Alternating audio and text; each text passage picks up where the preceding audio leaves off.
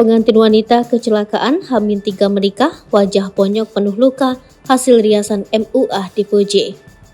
Detik-detik jelang pernikahan, wanita ini malah tertimpa kemalangan. Tepat 3 hari menjelang pernikahan, calon pengantin wanita malah kecelakaan. Parahnya, musibah tersebut meninggalkan luka di wajahnya. Kemalangan ini dialami calon pengantin wanita bernama Asti. Tak ayal luka lecet di wajah Asti membuatnya minder. Terlebih luka lecet pada wajahnya tersebut membengkak. Awalnya Asti tak yakin wajahnya bisa dirias. Sementara opsi mengundurkan acara tentu tak masuk hitungan karena seluruh persiapan pernikahan sudah siap.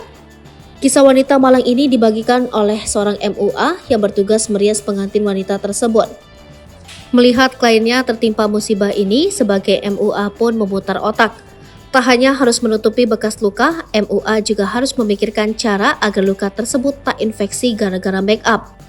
Akhirnya sang MUA tetap menggunakan plester di wajah pengantin. Namun plester yang digunakan adalah plester bening. Penggunaan plester membuat produk make up tak bersentuhan langsung dengan kulit. Saat tertimpa foundation dan produk lainnya, plester berubah warna jadi warna kulit.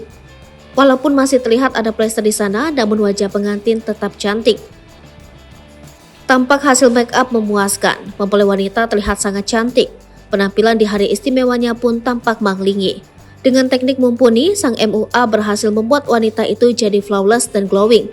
Meski ada luka di wajah, namun hal itu sama sekali tak mempengaruhi kecantikannya. Saking bagusnya hasil riasan, pengantin rupanya dapat pujian mengingat di wajahnya sebenarnya ada luka karena kecelakaan.